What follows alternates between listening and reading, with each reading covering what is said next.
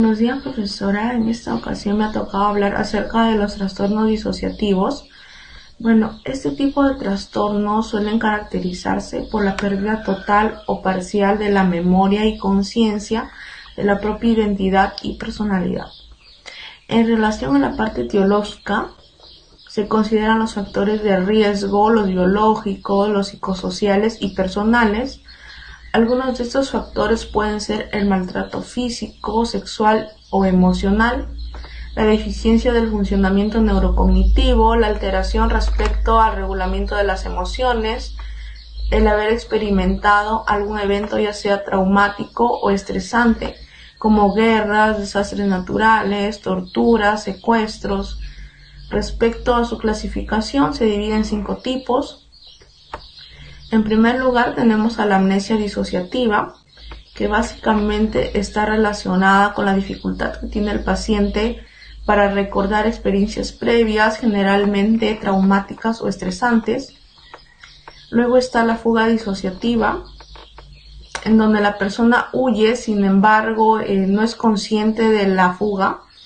Además, puede llegar a confundir su identidad personal. Siguiendo, tenemos al trastorno de identidad disociativa. Las personas que tienen ese tipo de trastorno tienden a experimentar problemas para recordar sucesos vividos durante su día o sus datos personales.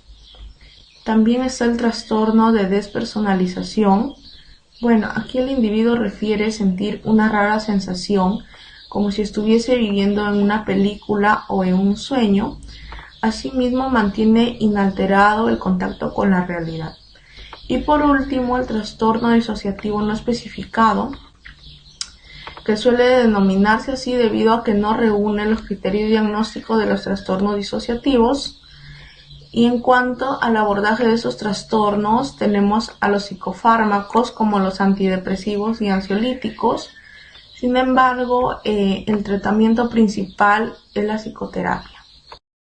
Bueno, siguiendo con la exposición sobre los trastornos conversivos, el trastorno conversivo consiste en síntomas o déficits neurológicos que se desarrollan conscientemente e involuntariamente en donde afectan la función motora o sensorial.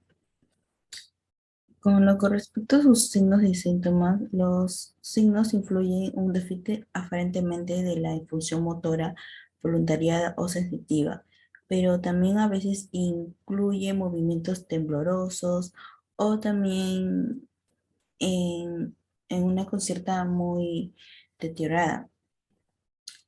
También en lo que tenemos en lo que es diagnóstico, se plantea solo después de que un examen médico completo y las pruebas hayan destacado la asistencia del trastorno neurológico o médico también, que pueden explicar completamente los síntomas y sus efectos.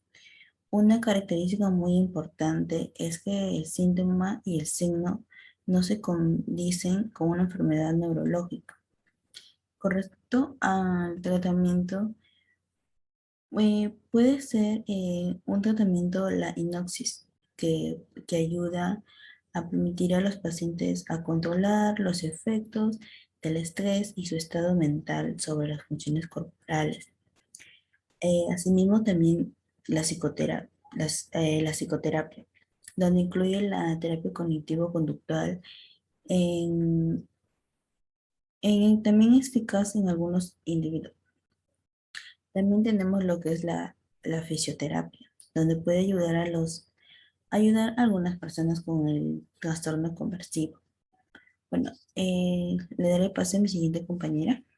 Los trastornos psicóticos son trastornos mentales graves donde la persona que llega a padecer este tipo de trastornos presenta alteraciones en el pensamiento o en la conciencia.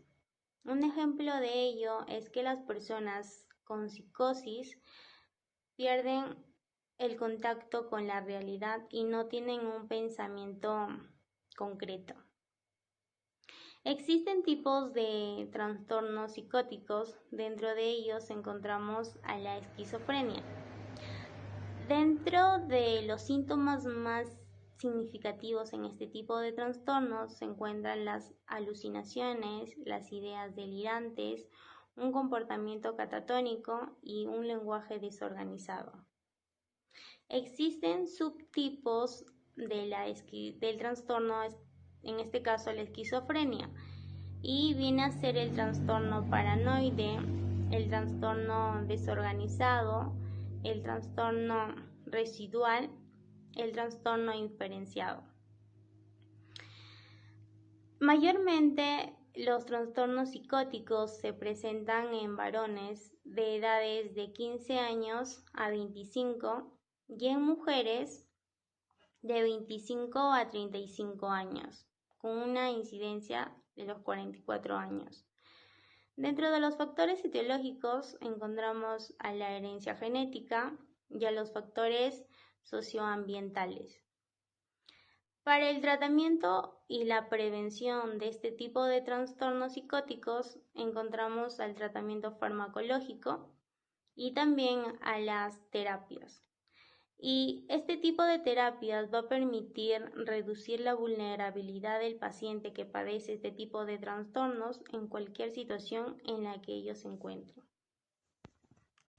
Bueno, continuando con la exposición correspondiente a la semana 12, que trata sobre los trastornos bipolares. Bueno, esto mayormente antes era denominado depresión maniática, debido a que era una enfermedad mental que llegaba a causar cambios extremos en el estado de ánimo, los cuales llegan a comprender altas emociones como la manía, la hipomanía y bajos emocionales como la depresión, ¿no? Cuando nosotros nos deprimimos, podemos sentirnos tristes, desesperanzados y perder el interés o el placer en la mayoría de nuestras actividades. Pero cuando tu estado de ánimo cambia a manía o hipomanía, es posible que uno se sienta eufórico, lleno de energía o inusualmente irritable. Estos cambios en el estado de ánimo pueden afectar al sueño, a la energía, al nivel de actividad, al juicio, al comportamiento y a la capacidad de pensar con claridad. Los episodios de cambios en el estado de ánimo pueden ocurrir en raras ocasiones o muchas veces por año, aunque la mayoría de las personas presenten síntomas emocionales entre los episodios, es posible que algunos no lleguen a presentar ninguno. Con respecto a los síntomas del trastorno bipolar, estas pueden variar. Una persona con trastorno bipolar puede tener episodios tanto maníacos o episodios depresivos o mixtos. En el episodio mixto, presenta síntomas maníacos y depresivos en los estados anímicos, cambios en el estado de ánimo, ¿no? Ocasionan también síntomas que pueden durar 1 o 2 semanas o a veces un poco más. Estos episodios son síntomas que de alguna manera también duran la mayor parte del día o todos los días. Los sentimientos se expresan de manera fuerte y ocurren junto con otros cambios en la conducta y también en los niveles en que se expresa o que se realice en alguna actividad. También esto va a ser muy evidente por lo que las demás personas van a observarlo. Con respecto a las teorías epidemiológicas, la prevalencia del trastorno bipolar en personas mayores de 65 años se estima en el 1%. Con respecto a las mujeres, estas vienen a ser más frecuentes a sufrir el trastorno bipolar. Y con respecto a los antecedentes familiares, aquellos niños que tienen padres que son portadores del trastorno bipolar tienen una probabilidad mayor de desarrollar el trastorno psiquiátrico.